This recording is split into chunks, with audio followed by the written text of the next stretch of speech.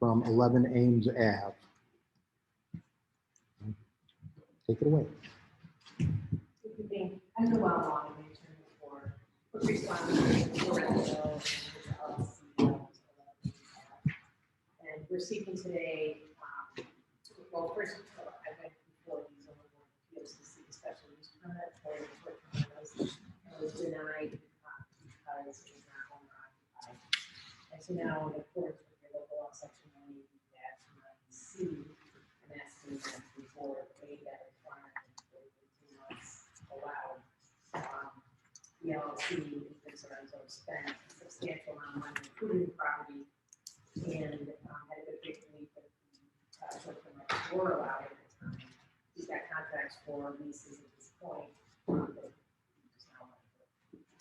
So I understand that there's a concern over parking. That has been addressed in the last couple of weeks with signs posted on the property, as well as in the book, and instructions for the guests prior to their arrival, that they can only park in the garage and not the driveway. So this is individually, this is a series. Yeah, right. Those are postings at each entrance. There's a front door entrance, the garage door entrance, and then the little balconies. So they have a house gate and open the Wi-Fi code, things like that. So that's the next. So how many cars can fit in the garage or the driveway? There can 2 in the garage and 4 in the driveway. Off the street. Completely off the street.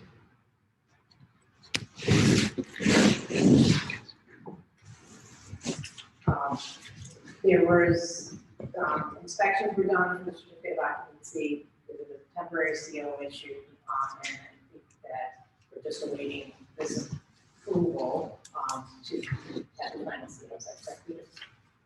Yes. Correct. So the property been inspected, safe. Any other questions you may have for us? The electrical aspect of what you were looking for, wasn't there some issue that? I think the problem that I have is that this is such a new law. That I look at this and say, I look at other towns and villages with similar laws and issues and state, and they have regulations. Beyond, the New York State Building Code, they may ask for fire extinguishers in the house. They want exit plan by the door, so it. So I think we have yet as a village decided what are the regulations, what is the fee for a special use permit? How many guests are allowed in a house with a special use permit? Can you have visitors to a house that has a special use permit? I think all these things need to get worked out. We don't have it. I mean, as it stands right now, you can do anything.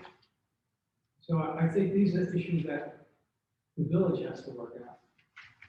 Well, it was my understanding that you said exactly how many people could be in it. It was no more than 2 adults per Right. bedroom. So, And we have that. for short-term rentals, yeah, no more than 2 adults per bedroom. So we have that already. I think that for me, the issue here really is whether or not 11 Ames is a short-term rental to begin with. And based on our local law, if the owner does not reside in the residence at least 6 months of the year, it is not a rental. And therefore, in my opinion, special use permit is required only for units that fit the bill of a short-term rental. I think that was what we had thought when we designed the law and wrote it into law. We didn't want people to not be able to rent out their houses if they were going to Florida for the summer. Things like that. We wanted people to reside in a home for at least a partial. We came up with 6 months, and that was part of our definition of what a short-term rental was. Clearly, in this case, does not reside in the home at all, as far as I understand. So, in our law, that's defined as a hotel. And the residency requirement specifically noted in your local laws, a requirement that can be waived for the 18-month period. Right, so if. And exactly, and you're right, that we can have a grandfathering period, but at the end of the 18 months, then there is no, if he was not residing at home at the end of the 18 months, then that would be, as far as I understand, is how we wrote the law. Yeah, and he may choose to do so.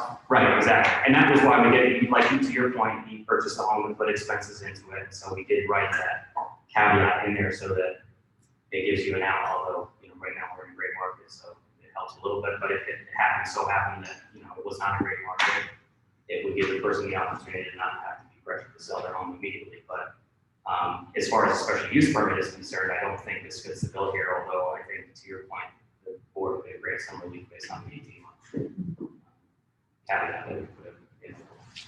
I don't know how we do that. Right, and yeah, I don't think it qualifies for a special use permit. The question is whether the board wants to make an exception because we put in a paragraph about exceptions. For relief, because this wasn't what you had in mind when you first purchased it. You didn't understand that. And then if This that didn't is, exist. and then if that is the case, then there needs to be a certain amount of guardrails to Peter's point that if we do decide to allow that grace period, that it needs to be operating along the lines of the regulations that we decide. So how much time do you think would be needed for the board to come up with these guidelines?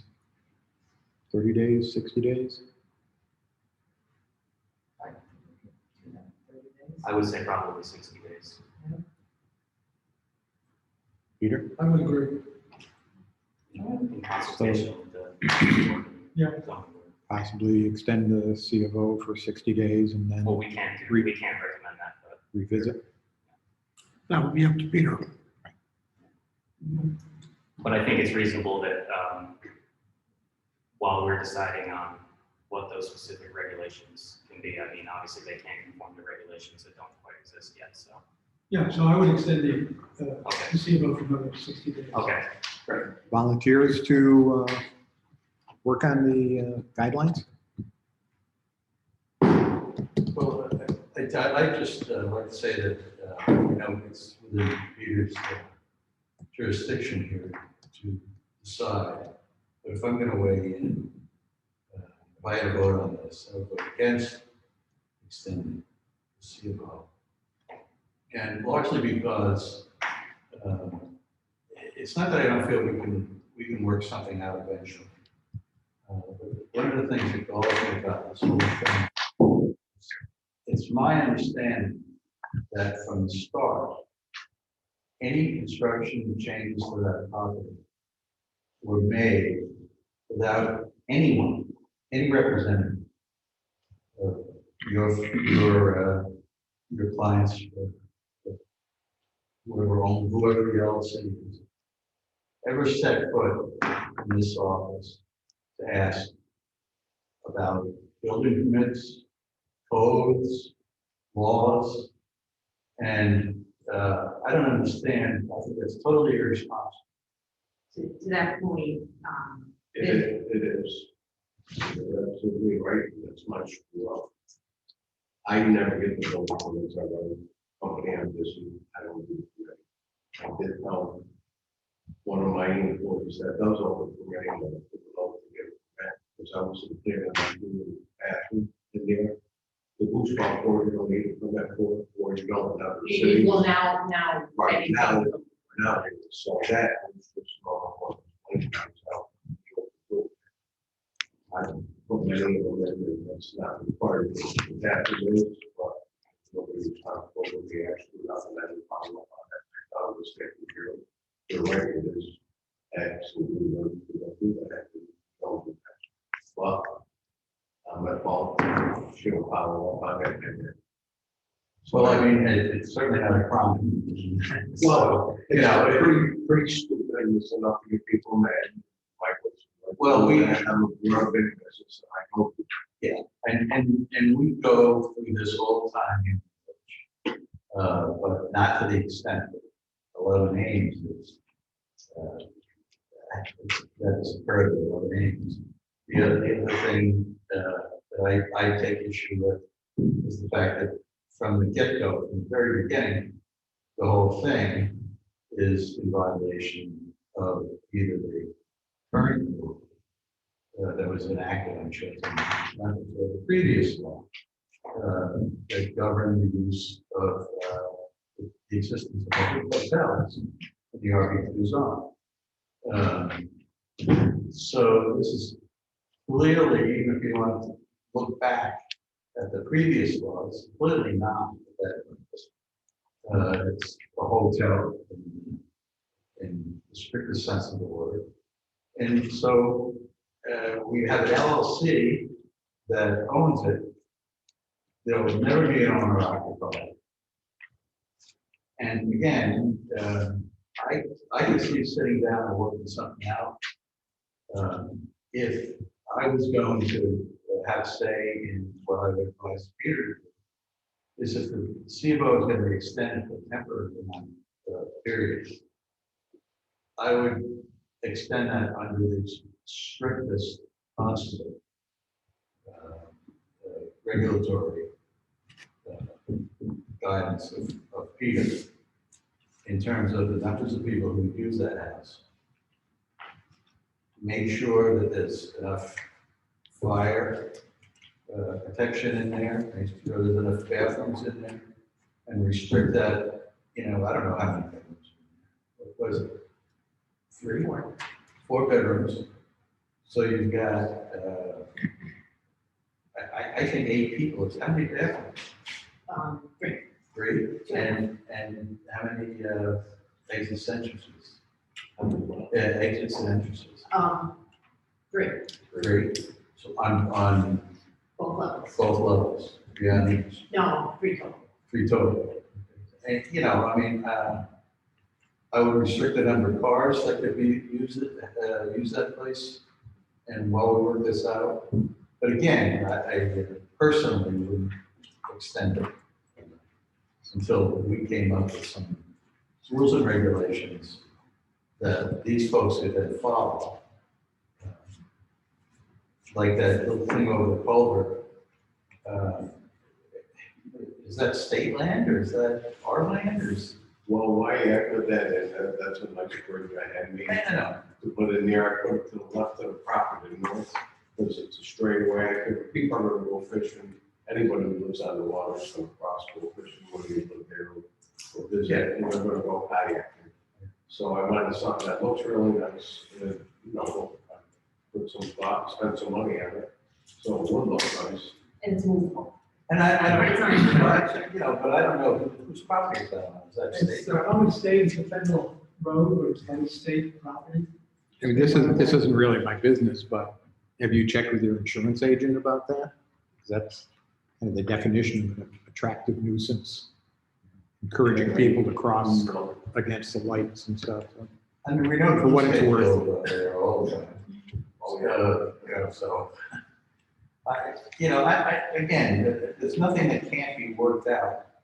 But I think that from the get-go, to use, maybe to throw a bad example, if you have a law that prevented you from building a mountain of pebbles in the village, and you went ahead and built a mountain, right now what we're doing is we're taking pieces of the pebbles out, and looking at it, without addressing the fact that the mountain is illegal. And I don't know how you get around that. Well, just so you know, I mean, I've done your meetings, I've been in other places, and I try to make my places really high. Really nice for families, and they're attractive, so I spare no cost. I'm looking to have a party house or a frat house. I'm looking at high-end for families. And that's basically what I did when you said when I came in and beautified it and tried to make it really nice. And I wasn't trying to hide that. What I did on the interior, when I had that brainstorm, when I was up there, you noticed what I half happened. I didn't follow up on that, that was wrong. That's why I posted it. So hiding it. Excuse. No, I should have followed up, on that. I run it in the different directions that we can. It's no excuse, but Well, I mean, I think it's my point just to offer Peter, because he's the ultimate arbiter of this thing, I believe, that if you were going to extend it in any way, it would be a limited period of time, and you set a maximum of people to use it. I would totally agree with you, Tom. And I would also suggest that we have a list of on a weekly basis, maybe, if somebody could send us a list that's going to be occupied on Monday, Wednesday, Friday, or Friday, Saturday, Sunday. There's going to be, I don't know that we need their names like that. I think what we'd like to have, I would like to have Vince's telephone number. I would like to, my concern isn't so much who's there, it's about their visitors. You might have 4 people staying here, but they might have 15 friends coming over at 2 o'clock in the morning. I think that's what we had We already. have had that several times. I mean, I was very close to there, so. And so that I find disturbing. I find it disturbing that there are How 3. many times have you seen that? On several, I would say at least minimum of 3 occasions where I've seen at least a No, dozen. that will happen on the, so that way, yeah, I can see it on my phone. And I'm gonna get much more stricter than what I had before I come in, because. I think that's gonna definitely happen based on what And Peter's. I just find it odd to say there are 3 queen-size beds in the basement. In the basement that you're calling the bedroom. 3 queen size. One beds. Well, bedroom. that, This is, well, it's the basement, is one big, The basement's just wide open. Yeah. right, it's a wide open room with, There's 3 queen with- beds down What I put Murphy back. and that was before you had occupancy issues. Just to kind of get back, I think our responsibility as a board is to come up within the next 60 days to come up with some regulations for it. And then Peter, your responsibility is to look at what you're gonna do with the CFO and what kind of guardrails. I we're gonna think if put I on had Vince's here. telephone number and we get clear that there will not be visitors that, extended visitors that come in and hang out. Yeah. And I think that's the quality of it. Oh, yeah. So somebody rents it and then they You come on. can have that, problem. So with the current law, it says 2 tenants per bedroom, not including children 12 years and younger. That's the 3 bedrooms above the basement. So regardless of the Murphy beds, it cannot exceed that maximum law. Why is the basement not a bedroom? Well, I mean, at maximum of 8, you want to argue that the basement is better than that's 8, it means 8, right? So it's either 6 or 8. Right, so if the basement, which has all of these other things that Should be you normally normal. find in a It should be bedroom, are, limited, you it can should put be 2 limited tenants. to 2. Yeah. Correct. Because wasn't it advertised for 12? Originally, it's Originally, not. not on one. I think that was. I think it's down to what? 8? 8 is what it is, and then because if people ask for That, more, we say I, if that there's changed very infants. quickly. Because even though we could accommodate, I don't want that. Because that's too many and that attracts exactly the things you don't want to have in one here. And just so we're clear, which I think we are, is that this is the 18-month grace period. So this is not that this is going to be a short-term rental indefinitely. This is working with Peter and our regulations to allow that grace period to occur while, because it is not by our definition a short-term rental. And so once that 18 months is up, it would be a violation of our. And it's 18 months from the passing of the law. Yes, correct. Which I think was. Yes. Yes. Oh, it's an 8 months from the. Yeah. So if you waive your requirement, then we could go get the special use permit as well.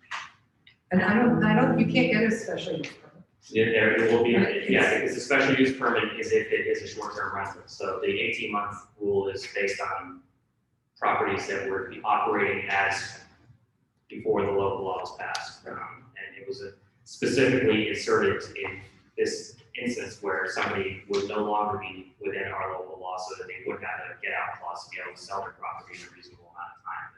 We didn't actually have to do that. We could have. Or not That's have to the law. break a contract Yeah. or with, whatever. We did insert that and try to give people a reasonable amount of time to either occupy the residence or move on. So I'm sorry, the 18 months starts with the enactment of the law or with Following, 18 months following enactment of local law. Yeah, Okay, so it's April 21st, 2021. I think we're, good now. You guys have any other questions? Tom, did you have anything to add? Just one question, Ron. Have you, has your client decided what is going to be done with the property? If you get the relief you're seeking, it would take you through next summer. And after that, it would expire and the strict requirements of local law will apply. Do you know what you're gonna do? He may reside in 6 months out of the year. So, I stayed there now a little bit, not a lot, I do love it there, it's nice.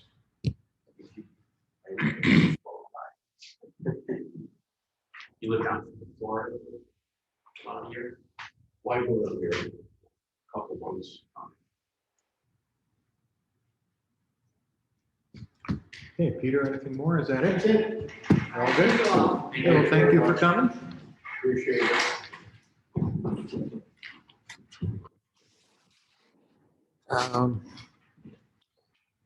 John is under the weather. So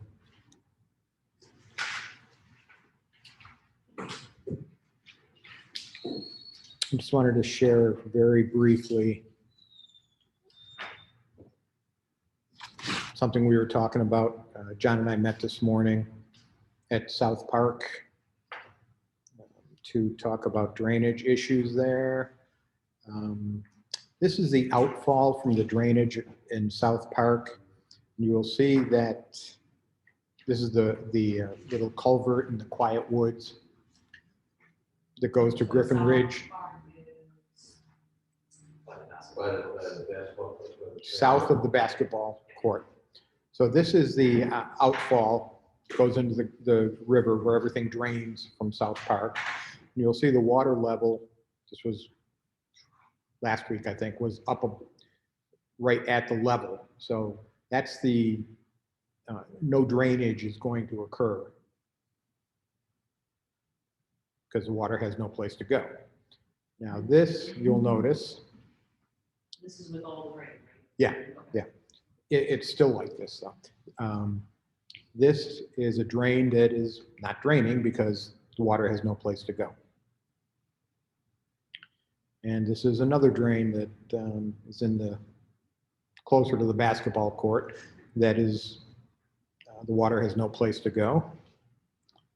And I don't remember.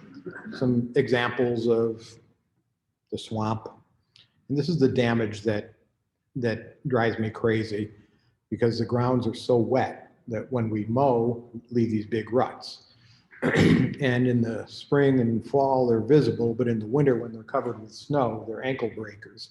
So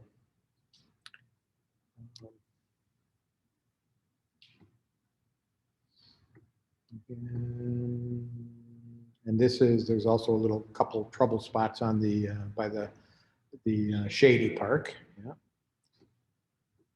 And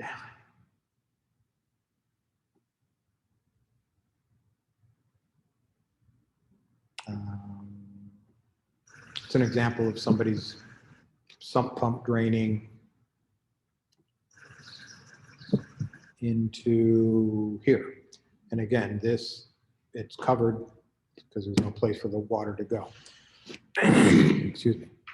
This one actually, John is going to jet out, clean out this week, because this one might be clogged.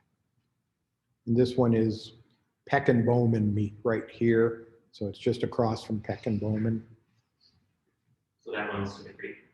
Yes, yep. Clogged drain. And the problem is, and this is the first time I've ever seen this, is the flow is so great that it's causing erosion. See, the culvert is here, and you can see the dirt is just running in and wearing the bank down. So I've asked John to, and this was yesterday, I think. It's just a river of water flowing down there. So I've asked him to put a barrier of some sort, either some rubble or something, just to divert the water into this drain. So the drain does work when the creek isn't up to that level. So that should help there. And that was it. That's what John and I talked about today. So he will be working on that over the next couple days. And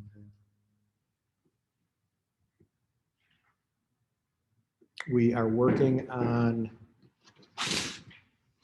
getting some quotes or working on finalizing the streets that are going to be repaved this year. We went around the village and graded them independently, and then we compared them and came up with a list of streets to target in this round. And that's all I can think of for the superintendent. Jess? I emailed the trial balance to all the board members. There are 2 resolutions that I need this month. The first one, in June and July of last year, donations were made to the Veterans Committee in the amount of $250 total. The committee has requested to use these donations. Resolution is requested to increase the Veterans Expense Account A7989.4 by $250. Can you budget entries right there? Not those resolutions now. That works.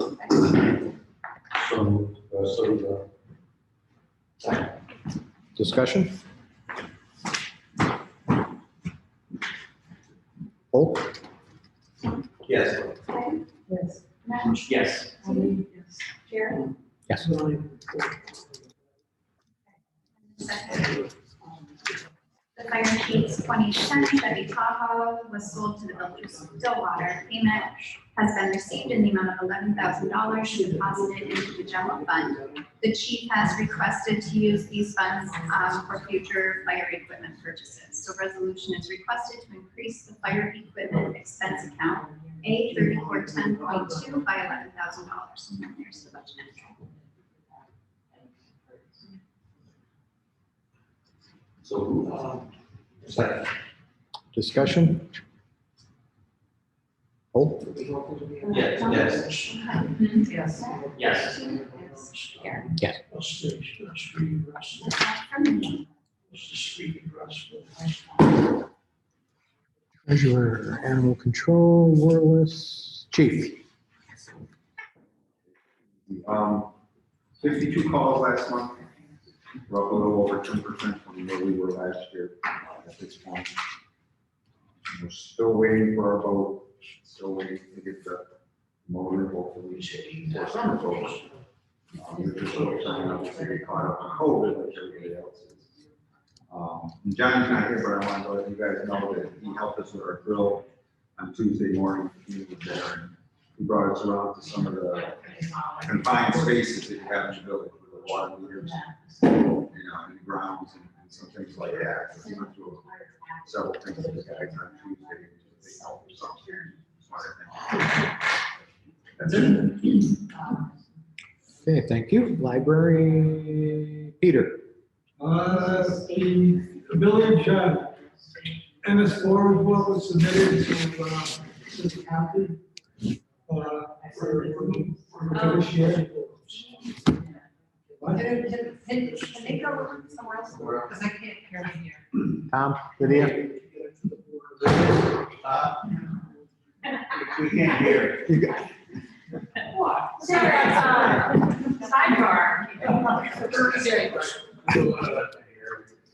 I get it.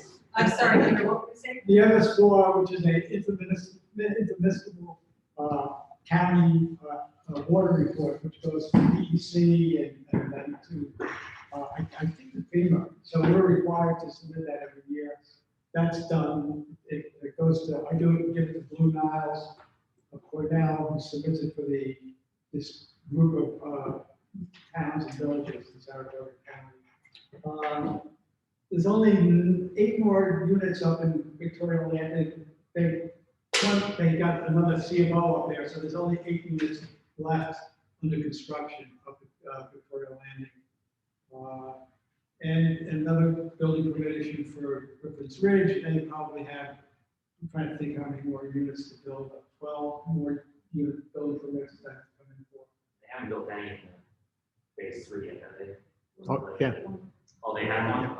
They have one, and they'll get a CO next week. I just spoke to the owner today. Okay. Actually, two. And one foundation is going in across from Yeah. Kringles. Oh, I would buy that now. The one that's there, you- It's a $640,000 house.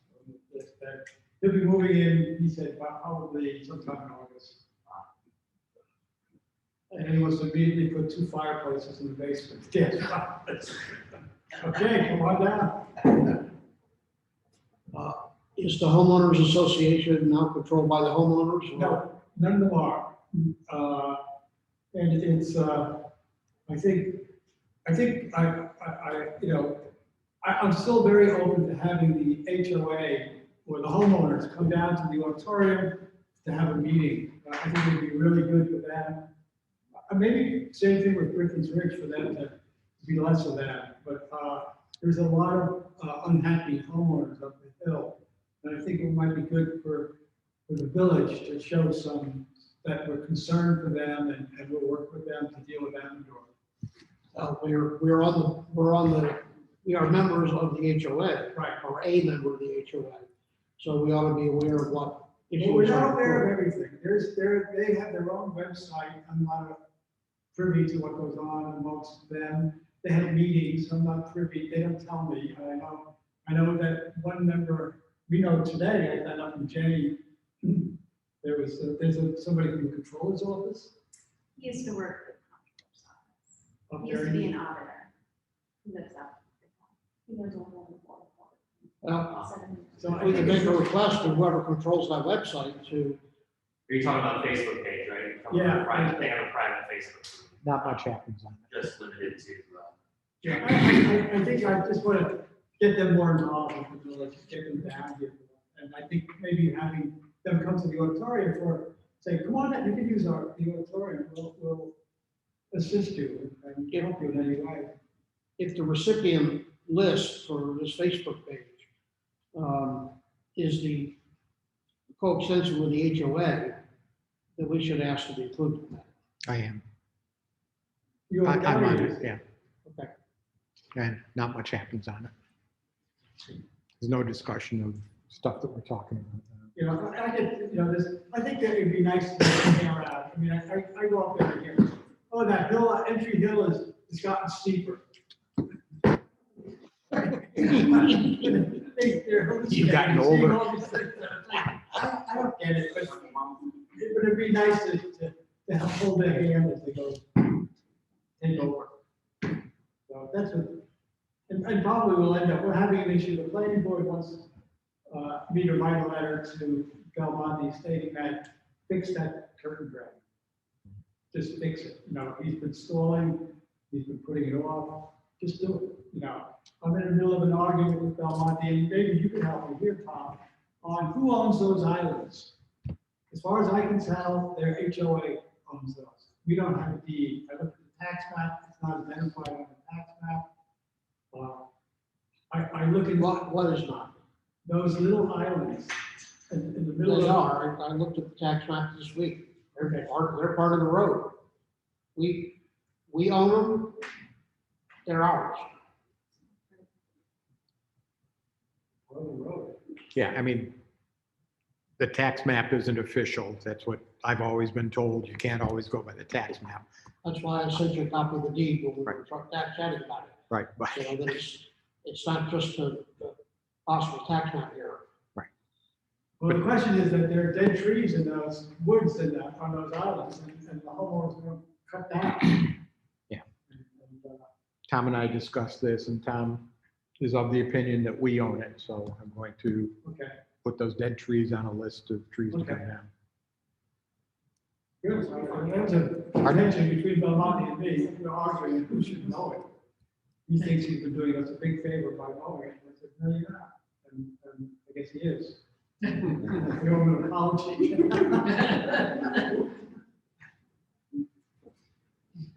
you Gary, can I interrupt just for a second? Sure. Maya says no report on veterans. I happened to run into Maya on the way, Oh, okay. because she said that she forgot her email. All righty. That's it? That's it. Okay. Auditorium AP3. I don't have anything to report except for I did send a letter to the board members about AP3's concern about the bell tower. Did everybody get that? Yes. Okay. I don't know, I know we have the grant for the building condition report, and that's specifically named as something that will be looked at, but it's looking pretty scary over there right now. So, and it's likely to be an arduous process to get that addressed, so I think at the very least, the board should be considering that process. And I think this gets over some of the public comment part, and I just wanted to note that I'm looking at the Airbnb listing for the Ames Avenue property. It says 8 guests, but it says 3 bedrooms and 10 beds. So there's kind of mixed messages. Yeah, well, Fix that as well. Well, what about the bell tower? We had the bell tower looked at by our engineer in the end of 2019. No, I don't think the tower is in imminent danger of falling. If it were, there would be indications, blah, blah, blah. I would say the bell tower could use some TLC in addition to the repairs to the bottom of the supporting posts. But this is a bigger project, and I think some areas could use some TLC as well. I did notice some wear and tear in the upper levels from the ground, but again, this was not structural in nature. I mean, I agree, it's I don't know if in you bad. looked at what we're talking about over there. A couple of people on 83 are especially concerned about it, or else insisted I raise it. But one of the cross struts Yeah, is so- completely apart from one of the vertical posts. And it looks like the fasteners rusted away, so they're just dangling there. To me, my completely unschooled mechanical eye, that doesn't look like a supporting post, it looks like a stabilizing Yeah. piece. So I agree, I don't think it's like imminent danger, but it's a little frightening to see. And it just reminds us that we really need to make a plan for that. It's gonna be a big project. An expensive project. So how does that intersect with the master plan for the tower? It was identified in the master plan as item 3 to address, and items 1 and 2 are already addressed. That was like fixing the floor and the posts, I think. But anyway, so definitely the next priority. And I don't think it was much more than that. Needs to be evaluated, a plan for engineering needs to be made. But wasn't part of the master plan, and I'm sorry, I don't have the email that you sent. Wasn't part of the master plan to enclose it, so are you looking for that as well as just the structural repair? There were or together or proposals, separate? proposals for eventually doing that kind of work. I don't think fixing the bell tower as it exists now would change that. I think for the footprint's gonna stay the same, and probably the structure of it. Again, I'm not an architect or an engineer, but we weren't going to change the configuration of it. It was just, yeah, the thought was maybe that would be turned into enclosed, turned into an entryway, ticket roof, that kind of thing. But I don't think repairing the fundamental structure of it, or even replacing it would change that plan. It's always nice to do everything, not go back and reinvent, but it's a question of that thing falling down or not falling down. I've looked at it, I've been concerned with the amount of missing paint. I brought that up during one of the calls with the gentleman, I forget his name, Taylor. And they didn't seem too concerned with the missing paint. I'm like, well, that's how wood rots and. It seems to me, just looking at it though, that the curious thing is what's failing is the fasteners, the nails that are holding it together. Anything about the survey? No, we extended it an extra week, which would have been Sunday, because, and Oh. did a little push, and I don't know. Adrian sent around an email, what do we know about the survey? And we responded, so I don't, Amy is shepherding that, so. So it's been extended a week, huh? Okay. Sorry, It's been extended a week? Until Sunday. it's been what? Extended? It was extended, it's now closed. It was supposed to be done the 11th, and we extended it to the 18th. Oh. Sunday.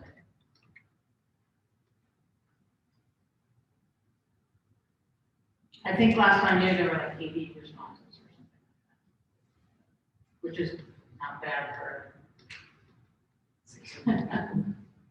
How many did you attempt to contact? How many what? How many did you attempt to? We just wanted as many as we could get. No, but I mean, did somebody know, if you got 80 responses, did you send out 500? Oh, I don't know. It was posted on Facebook or something like And that. I sent out 450 emails. Yeah, no way to know how many people saw it.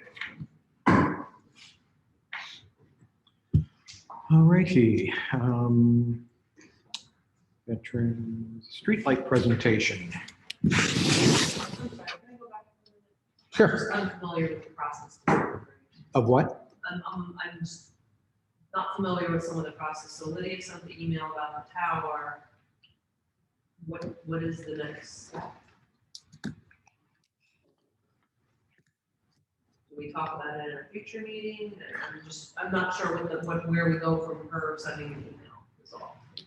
Peter, can you take a look at it? I took a look at it 2 years ago and said, we need to fix this. As soon as possible. And that's my feeling. Were you with Jason? Or was this in? No, I just looking at it, going by and saying, I mean, it's not, to me, it's not a big ticket deal. It really isn't. I mean, what they've done is the bottom of when the post is rotted. Typically what you do is you support the tower and then you cut off the rotted on the post, pour some concrete and, Right, but what is the next step for us? I guess figuring out who's gonna do the work. And then there's the And how you fastener. pay for it. Is what, Heidi? Except I said, and then there's a fastener, but there wasn't the process. It's like somebody has to say, all right, we're gonna get this fixed. And Someone what that's- account did that come from? We all agreed that it should be fixed because the village owns it. So if that's from 2019.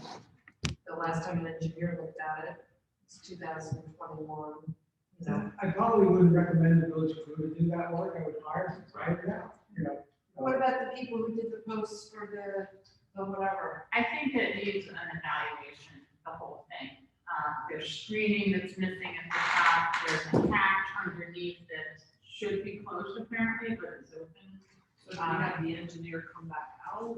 Well, I think it needs to be, I think the engineer who looked at it is just our guy, right? And I think it might need, a historic engineer, an architect, something, I don't know. But I guess what I would recommend is that we bring this to Mark Baylor's attention. He's gonna be the contractor on the building condition report.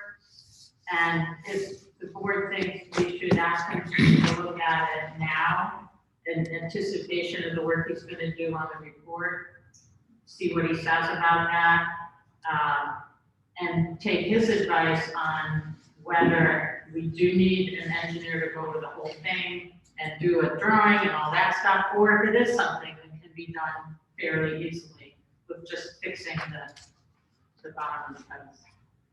2 years ago, we did get a proposal for an RFP for fixing it. And that would have, is around 6,000 to develop the RFP to go out to bid for repairing it. So that is here. And we can touch base with Jason again. And Mark's a good suggestion or two, if he's already involved in He did the master plan and he's the contractor on the building. That part. So, I would agree with that. I would Yeah, go with the that part. architect who's worked on that. Maybe do some specs on what has to get done. Right, because we may repair what is, we may repair what is there now, but with the work they want to do for all the others, it can require additional structure that we, if it's can all be done at the same time. I don't know. We can't, it's too expensive. Okay. But, so that's, I think that's why they're bringing this forward, is that this part seems to be a serious crumbling issue. It's a need attention. This is a need now versus okay, I got it, thank you. so I've been in touch with Mark with respect to that application, and I can send him an email and just say, this is looking pretty dire. Is there a way that we, you're gonna be the contractor on the building condition report, and you make this a priority, and, we're gonna take a look at it sooner. It's That an sounds good. immediate issue on the condition of part of it, so that makes sense. My understanding is the building condition report will look at all the things that were identified as problematic in the master plan, especially the roof pressing on the organ. But we could say we're concerned about that, but right now, we're worried about things going where. And if he says, it looks bad, but it probably isn't bad, I'll just take a comprehensive look at it when I do my report. We'll at least have this. Everybody agree? Yep. Okay. Thank you.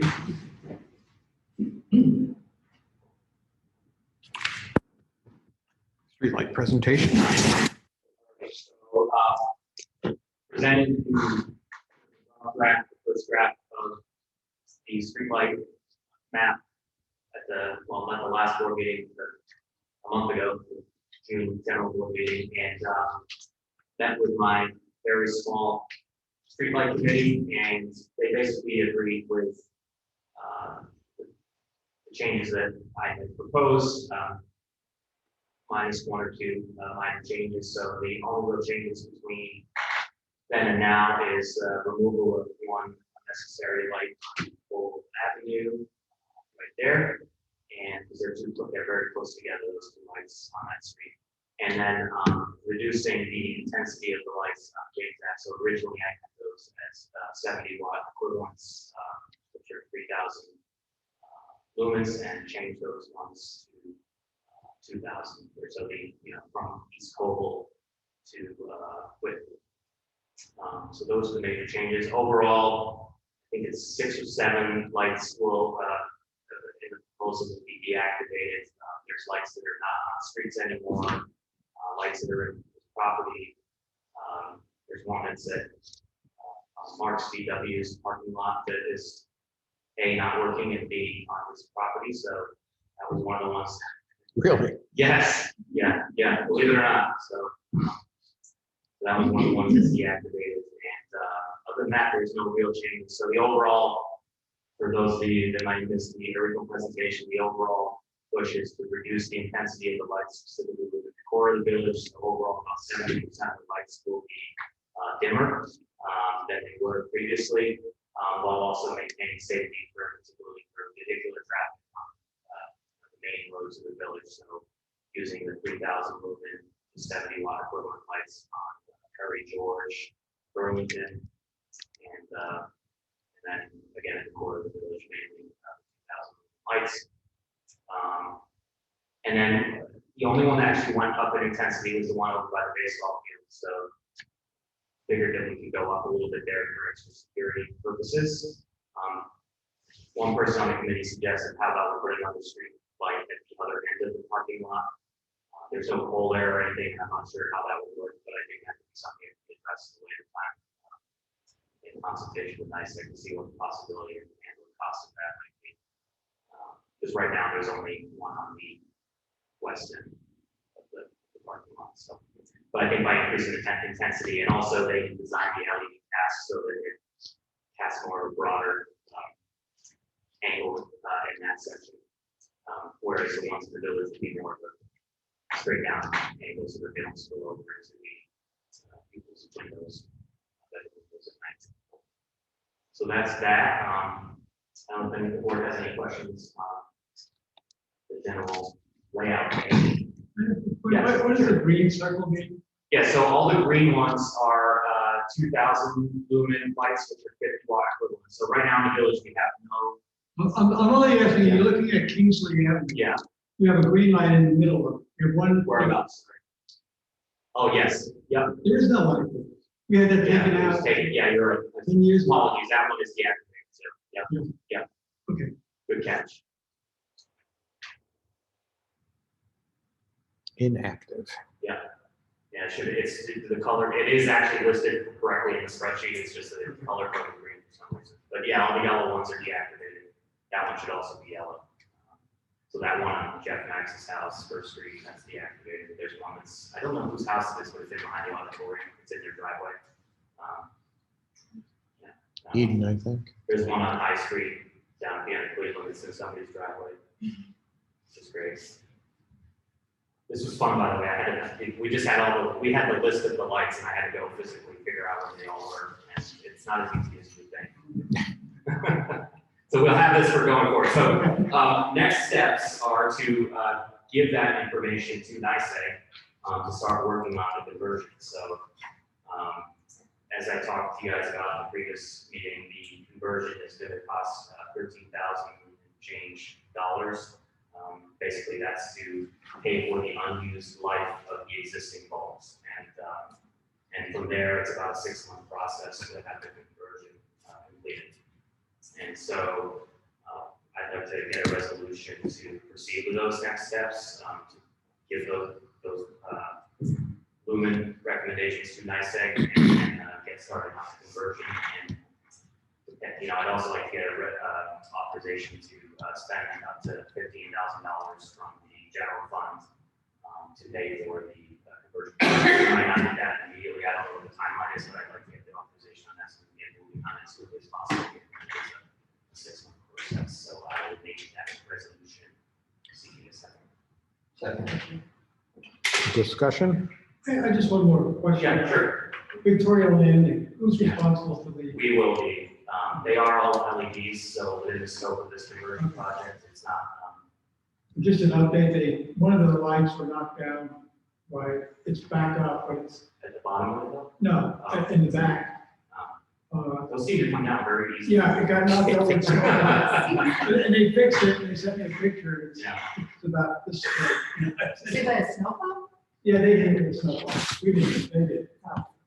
They, The HOA, people who, we plow the streets, they plow the sidewalks and driveways. It's a big headache. Everybody's fighting with everybody. Who goes first? Who goes, you know. Because there's no place to put the snow up there.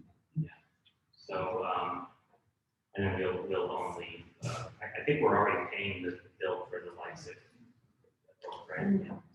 Yeah, and the bulbs, yeah, but they are all LED over in those 2 areas, so this would convert all the village lights to LED, so we'll have LED throughout the entire village. The anticipated savings was, It's about $7,000 a year, so within 2 years, it'll pay for itself. In addition to the fact that we're getting the lights, which will make it better for people, less of a light nuisance to people's homes, it's more environmentally friendly, lower carbon footprint, it also healthier for birds. I was reading a really good article the other day about how many birds are taken down by the fact that they can't navigate at nighttime with all the light pollution. So, so there's a whole host of benefits beyond just the reduced costs. I think overall, in terms of the core of the village, particularly it's a pedestrian village, and the lighting that we need at nighttime is more pedestrian lighting and not vehicular lighting necessarily. So I think this will just make a lot. I think it'll be great for quality of life, and obviously the savings is a no-brainer.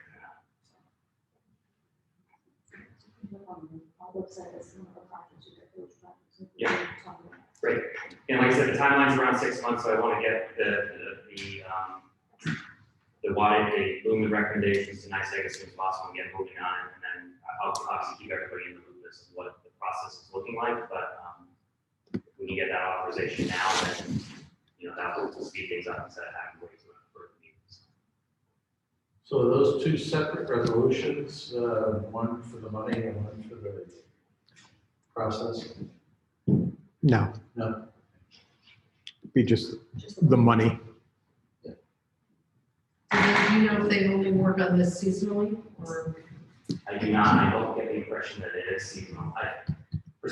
There is a design element that's required, which is why it takes time, because they, as far as I understand, LEDs can be customized, the spread of the light.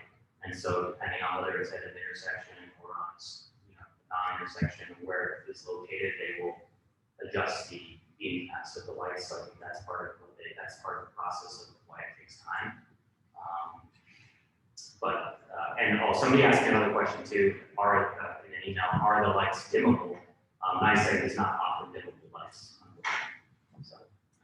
But we got the 50 watts is the absolute minimum that they can go. It's dimmer than any light. The lowest wattage we have in the village right now is 70 watts, so this is a 50 watt equivalent. So that it'd be 70% of them will be dimmer than they were before. So as far as the green spread, we need to talk about that. No, well, so they will mainly be on straightaways, they will be more down, and then on intersections, they'll be slightly broader. So you imagine that like Washington and Curry, the light that shines on that intersection will be a little bit broader to cover more of that two-way intersection, but on the streets. But I will also make sure that we're kept in the loop with that. Like I said, the parking lot down at the baseball field, we probably want it broader as well.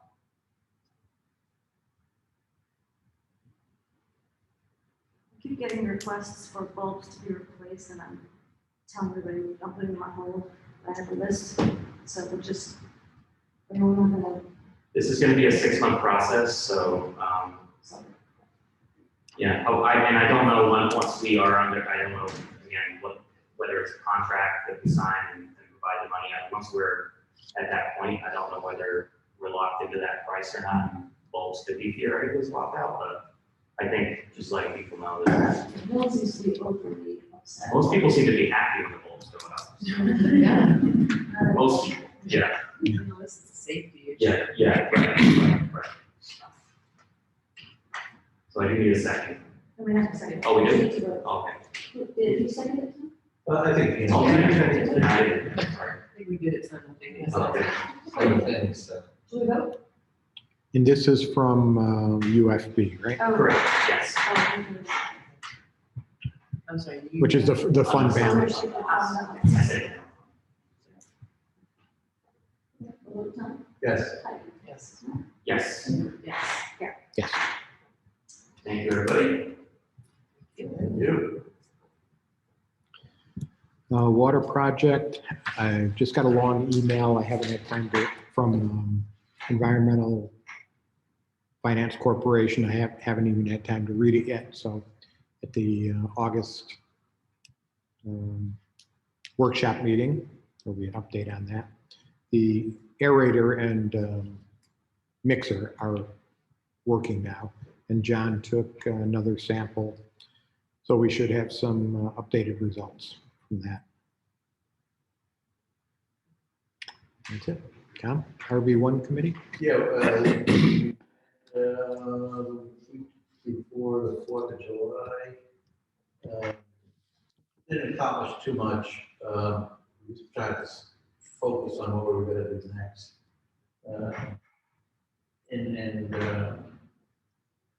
I think we've got to start thinking about what kind of housing we want in RB1. But we didn't go very much further than that. Then I subsequently met with Tom Peterson, kind of just give him a rough idea of what we were doing, just to get his, the direction that we're moving in the proper way. And he volunteered to meet with us at a future meeting, to get some more substantive recommendations, and we'll take it from there. So I tried to get a meeting next week, but it looked like there's too many people either away or wasn't no work. So we'll meet again, we'll have another meeting probably before the next of this board. So we'll have, hopefully make some progress. So move it ahead. Good. Okay, good. Correspondence. None. Approval of minutes.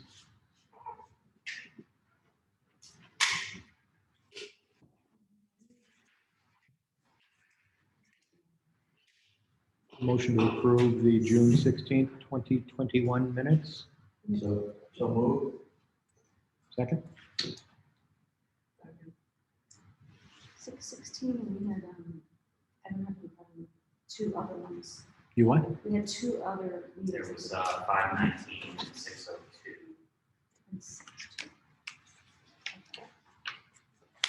You want to do that for all of them? Well, I was at, yeah, Then I'll say no. yeah, okay. I have to abstain from the other two. Is that the right word?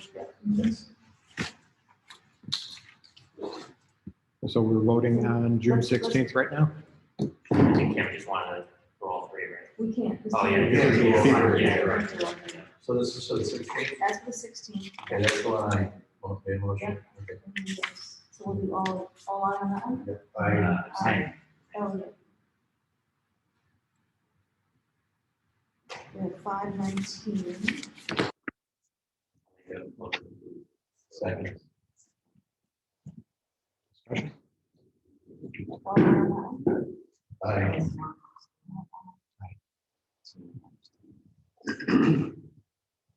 And then the June 2nd one. Second.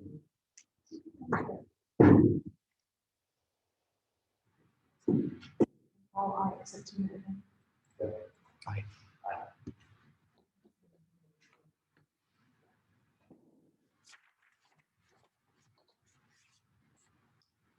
Approval of abstract. Abstract in amount $321,555.13. Second? Second. This is all the All that stuff. including the $225,000 payment to those companies. Transferring. Were they all okay? Yes. We got those ones, that one fixed from last month, that was, Father. Okay. Yes.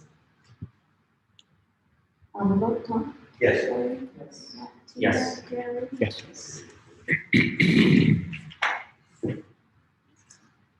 Village attorney, I do not have anything at this time. nor do I. Village trustees. Nothing.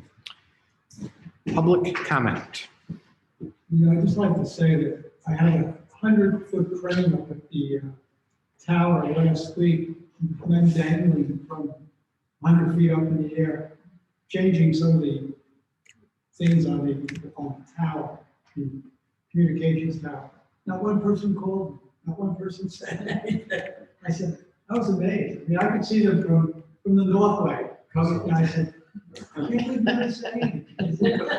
We couldn't call you because of cell phones. I said, wow. What were they doing, maintenance? Yeah, doing maintenance on, they're amazing. They just dangle, they just hook themselves up and hang. They're 100 feet up in the air. I saw a photograph. Yeah. John seemed to think they were adding stuff up there. So they were taking down and replacing. Well, they can't have- That's what I said. There'll be more money. And I was not the right Permit. guy for that job. No.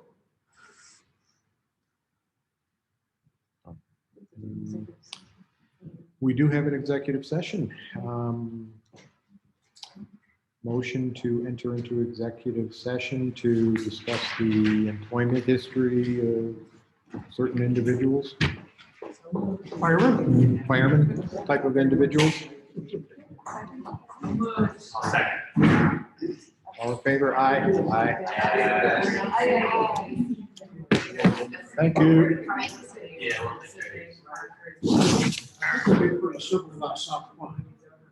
Pardon? There's a common denominator. Whenever there's water locking it in. Brown dog. It's a what? It's a brown dog. I know. Get rid of the brown dog and we'll solve the problem.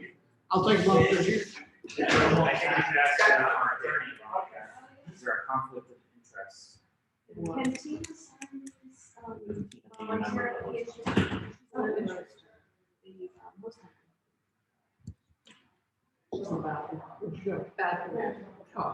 Yeah, she discloses it, and if anybody has an objection, they can say so. And then the board as a whole can decide, and if anybody's gonna object, Individually, or can we say that for, we do that for each time that